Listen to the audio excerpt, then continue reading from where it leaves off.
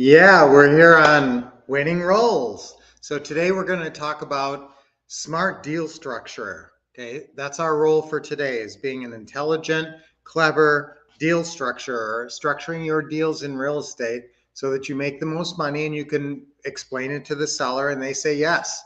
So what are the main ways? The main three ways are seller financing subject to and a lease purchase. Sandwich lease purchase, basically, because you're lease purchasing it from your seller, then you're turning around and lease purchasing it to your buyer. So you're in the middle like a sandwich. You're like the meat in the sandwich. So subject to, how do you know if it's a subject to deal? They owe 85 to 90% or more of what the house is worth on the mortgage. So if you see a property that's got, it's a $200,000 property and they owe 180 or above, that's 90%.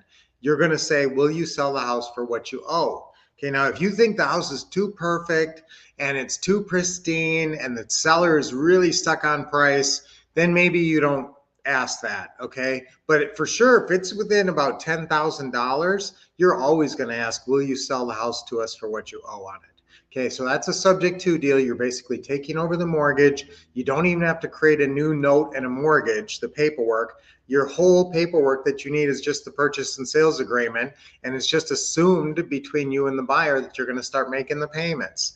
Okay, so that's how that works. Subject to is a great deal because it's so easy, but you need to have a pretty flexible seller who doesn't have an attorney, because the attorney is going to tell them don't do a subject to, because then they can't foreclose on you if you stop paying. They have to wait around for the mortgage company, and that hurts their credit. Good morning, Jennifer. Okay, so now that subject to is my favorite, but you have to have the right scenario. You have to have somebody who owes close to what the house is worth, or even more than what the house is worth. Remember, we are okay with paying $10,000 more than what a house is worth if the other three terms are great. Every deal comes down to four terms. You can have one bad term, often purchase price, and have three other great terms, which are monthly payment, length of term, and down payment. If you have a great monthly payment, low, gives you a $500 a month positive cash flow, plus they give you 30 years or the whole rest of the mortgage, and you're getting it for nothing down, basically just for closing costs, then it's almost irrelevant. And it's not irrelevant, but it's not so important what the purchase price is. You can certainly pay market value or more, a little more, and still have a great deal if the monthly payment works. Okay, so that's a subject to deal. Next is a seller financing, but normally everything's a seller financing. When you look at a deal, almost all deals are seller financing, unless you're specifically targeting subject to deals. And I want you to do that. I want you to do some research and maybe even have a program like RealFlow or something where you can target and you can find properties that have a certain level of mortgage that are even called underwater or over mortgaged or over leveraged. Those are good. Those are motivated sellers. Morning, Doris. Okay, so I want you guys to be watch for those subject to deals because they're the easiest, they're the best, and you have a perfect closing call for those.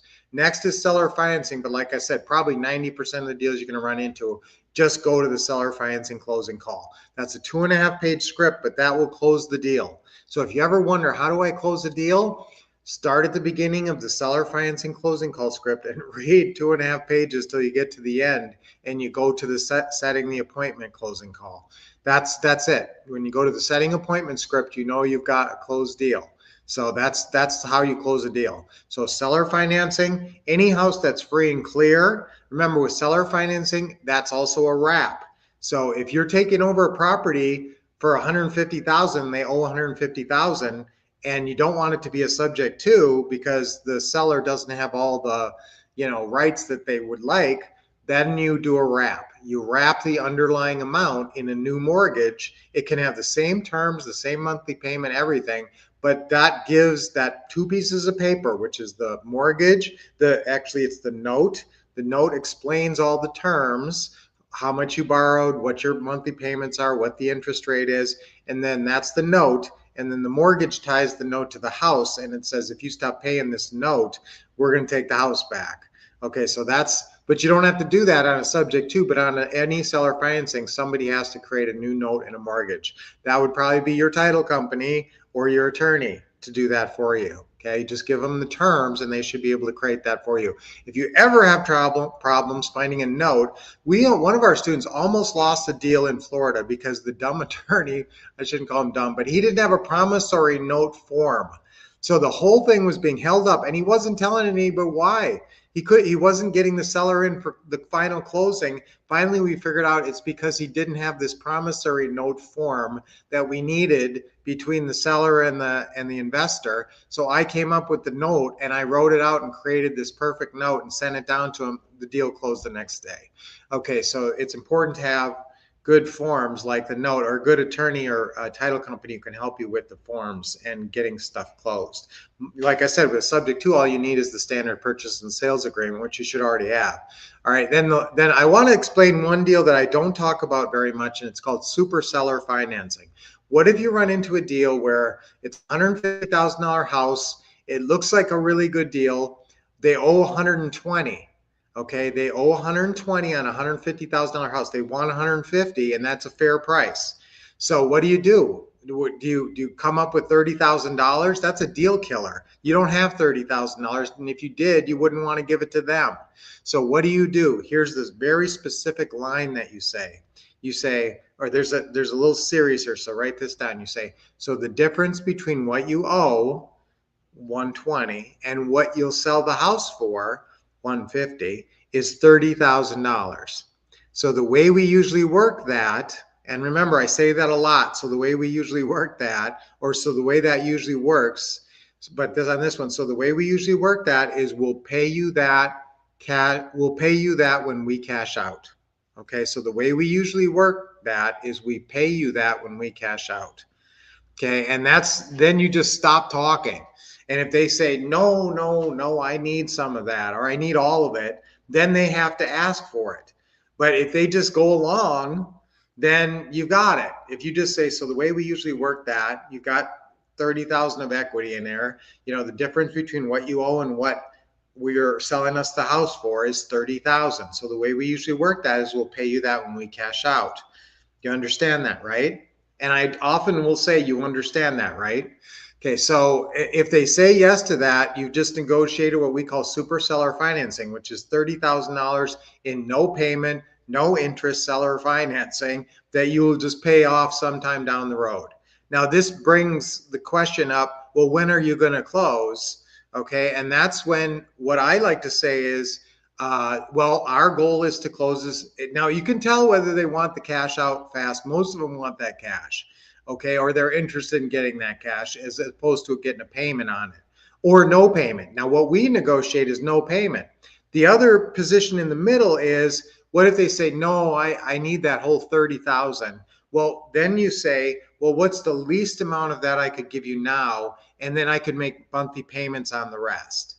Okay, so maybe you can get them down to just 5,000 now, and maybe you don't even have to make monthly payments on the rest by the time it's all figured out. We have offered monthly payments on super seller financing before at one point in the conversation, and then it sort of gets forgotten, and it's no payment, and we're just covering the monthly mortgage. So this is a really clever strategy. This is what I want you to use. Instead of having to come up with 20 or 30,000, come up with this 2 sentences, and you might be able to negotiate an awesome deal. So the way this usually works is we'll pay you that when we cash out. You understand that, right?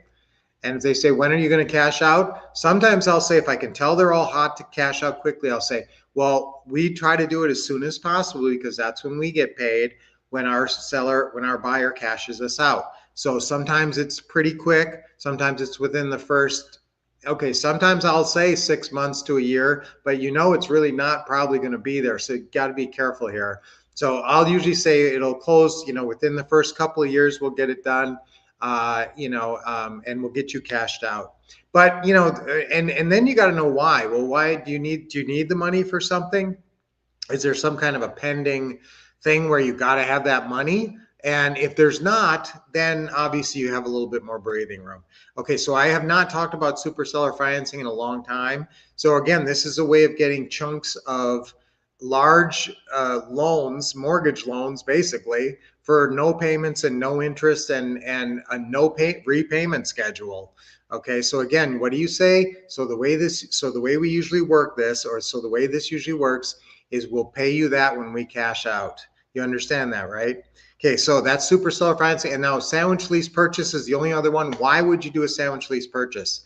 Well, number one is if the seller gets all hung up on the due on sale clause, also called the acceleration clause, they might say, well, if I sell you the house and the mortgage company finds out, they're going to foreclose on it. And then we try to explain to them the mortgage company doesn't want to foreclose on properties. They want a performing asset, and that's what your house is. Your house is the payments are gonna keep coming in on time. They don't want to mess with this. So really, we just do this. Nobody tells the mortgage company, remember, the title company doesn't call the mortgage company and say the title is transferring. So most of the time, the mortgage company never knows about it unless the seller calls them. And that's why you have the lender change of address letter that you have the seller sign, and you have them sign it, and you say, okay, any future correspondence with your mortgage company goes through me. You send anything you get to me. And if you talk to anybody, tell them to talk to me. We are managing this property now. That's what I want you to just tell them. I have a management company handling this property now. Okay, and then, so that's one reason to do a sandwich lease purchase. Another one is to avoid paying high closing costs. So in Florida, they have 3% doc stamps. On a $200,000 house, that's going to cost you $6,000. If you only have a short-term deal, you're only going to have it for 2 or 3 years, you probably don't want to take that on. You're in much more of a position of power, but you're never going to want to buy a $500,000 or $600,000 house and have to pay $15,000 or more just to own the house. So that's when you consider doing sandwich lease purchases. All right, because then that does not, the property title does not transfer, so you don't incur any of those transfer taxes or fees. And then the last main reason to do a sandwich lease purchase is if they're asking for a big down payment. If you say, we're going to buy it and we're going to make monthly payments to you, but they say, okay, well, what are you going to give me for a down payment? I've heard that with seller financing deals, I should get 20% down. Okay, so if they have some number in their head connected to giving us ownership of the property or seller financing, like 10 or 20% down, I don't like that. So I would say, you know what, sometimes what we'll do, and maybe we should structure this deal as what we call a sandwich lease purchase, where we're lease purchasing it from you. Now on a deal like that, I will just give them first and last month's rent as a security deposit. How does that sound? Does that sound good? Okay, and that's a way of switching strategies and reducing your monthly payment. All right, so that's a lot of strategies, specifically focusing on the super seller financing strategy. Remember that one. How do you deal with it when the difference between what you're buying the house for and what the mortgage is $5,000, $10,000, $15,000, $20,000, $30,000. You decide how aggressive you want to be. What if the spread's 50? What if they owe 100 on a $150,000 house? Do you want to say the way we usually work that is we'll pay you that $50,000 when we cash out? That's a pretty aggressive ask. You're asking for $50,000 of seller financing with no payments, no interest, and no repayment schedule. But you never know. If you don't ask, you never know. But for sure, anytime you got a $5, $10, $15, $20,000 spread there between what you're paying and what they owe on the mortgage, always ask for super seller financing. Most people don't even know this strategy. So this will save you a lot of money and help you close more deals. Okay, so I'm really glad I took the time to explain that one. Good morning, Jennifer. Hello, everyone. Have a blessed week. Thank you, Doris, for contributing. Working on 2 possible deals. You know what? The best thing to do, Jennifer, if you guys are working on deals that you have questions on, is send me an email. Okay, send me an email to wolfcouple@gmail.com. You can also send me a text. Remember, my text is 480-747-8988. Okay, so this is, did I get this right? I hope so. All right, so I am sending you guys, thewolfcouple.com is our email, so you can send me, because texts usually get too long a lot of times. Happy Monday, happy big Monday. Caleb, are you 27 now? Was your birthday? Awesome, happy birthday, Caleb, just turned 27.